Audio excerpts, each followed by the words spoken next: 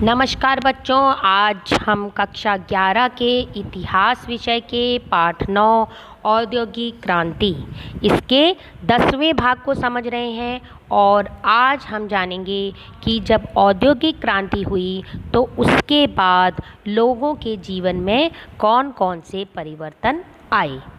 औद्योगिकरण के दौरान कुछ धनवान लोग ऐसे भी थे जिन्होंने जोखिम उठाकर उद्योग धंधों में इस आशा से पूंजी निवेश किया कि इससे उन्हें मुनाफा होगा और उनके धन में कई गुना वृद्धि हो जाएगी।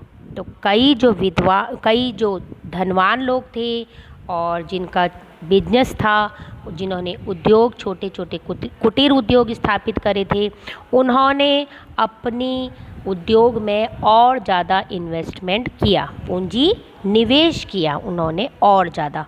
और उन्हें ऐसा लगा कि हम अधिक पूंजी का निवेश करेंगे, अधिक पूंजी इन्वेस्ट करेंगे अपने उद्योग में तो हमें ज़्यादा मात्रा में मुनाफा होगा, उनको लाभ भी होगा, प्रॉफिट होगा। तो इसीलिए उन्होंने ऐसा किया।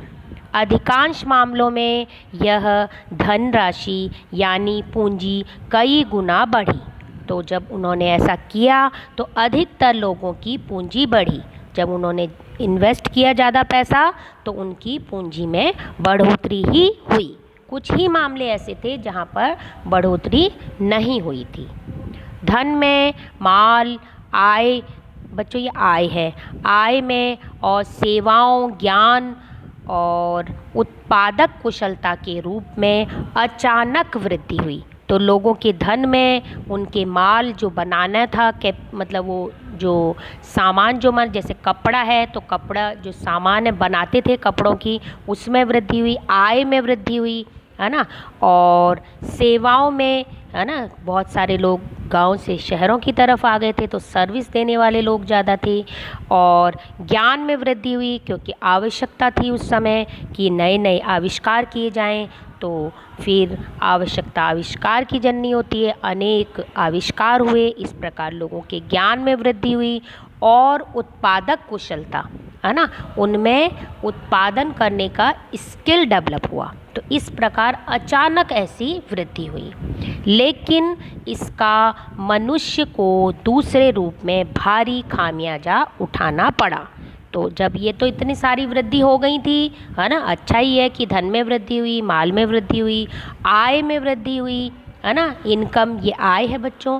और सेवाओं में, सर्विस में वृद्धि हुई, ज्ञान में वृद्धि हुई और उत्पादन की जो स्किल्स थे, कुशलता थी, उसमें वृद्धि हुई।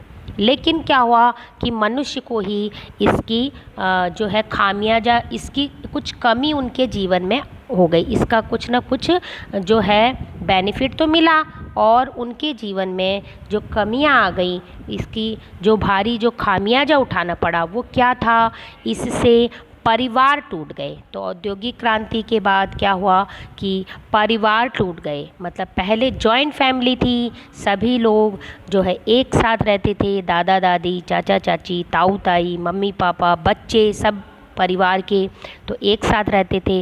अब क्या हुआ, परिवार टूट गए। क्यों? क्योंकि गांव से कुछ लोग परिवार के शहर आ गए। तो इस प्रकार परिवार टूट गए, पुराने पते बदल गए, जो उनके एड्रेस थे पुराने वो एड्रेस बदल गए, नए एड्रेस जो है में वो रहने लगे।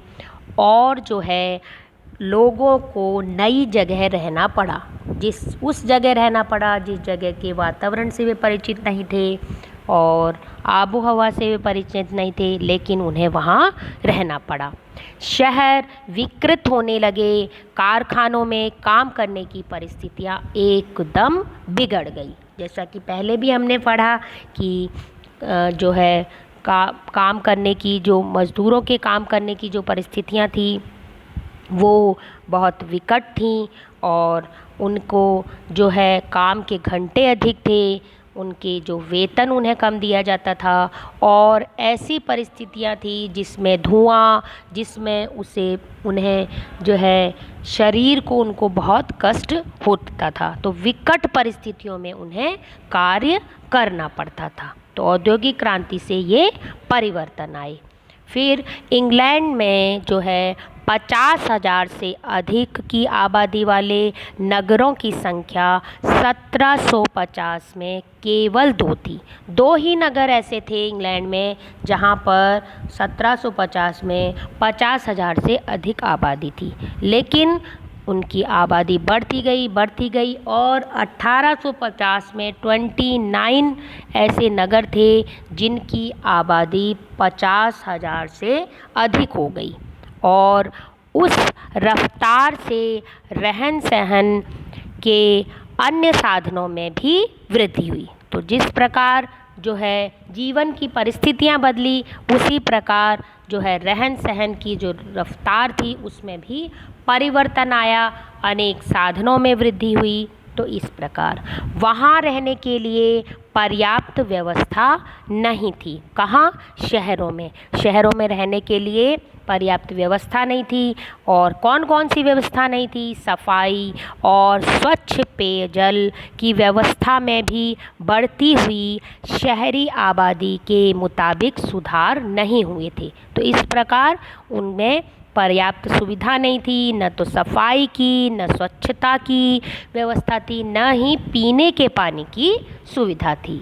बाहर से आकर नए बसे लोगों को नहरों, कारखानों और आसपास भीड़ भाड़ वाली गंदी बस्तियों में रहना पड़ता था, जबकि धनवान लोग नगर छोड़कर और आसपास के उपनगरों, बच्चों उपनगरों हैं ये, ऊपर नगरों नहीं, आसपास के उपनगरों में साफ सुथरे मकान बनाकर रहने लगे, जहाँ पर हवा, स्वच्छता और पीने का पानी साफ एवं सुरक्षित था।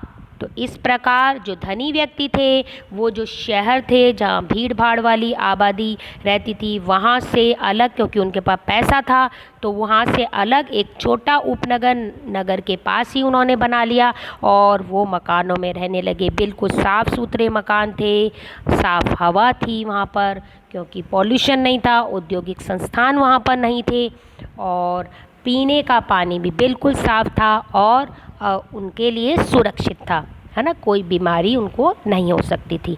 तो इस प्रकार अनेकों परिवर्तन औद्योगिकरण के बाद लोगों के जीवन में हुए। अब बच्चों धन्यवाद। आज का भाग ये समाप्त होता है, लेकिन आज के भाग में आपका जो गृह कार्य है वह यही है कि आपको लिखना है कि औद्योगिकरण के बाद शहरी जीवन में क्या क्या परिवर्तन आए। इसको आप समझेंगे और अपने शब्दों में लिखेंगे। बच्चों ये 8 नंबर का प्रश्न भी आता है, तो इस हिसाब से आपको 8 पॉइंट लिखने हैं इसके। और धन्यवाद बच्चों, अगले भाग में फिर मिलेंगे।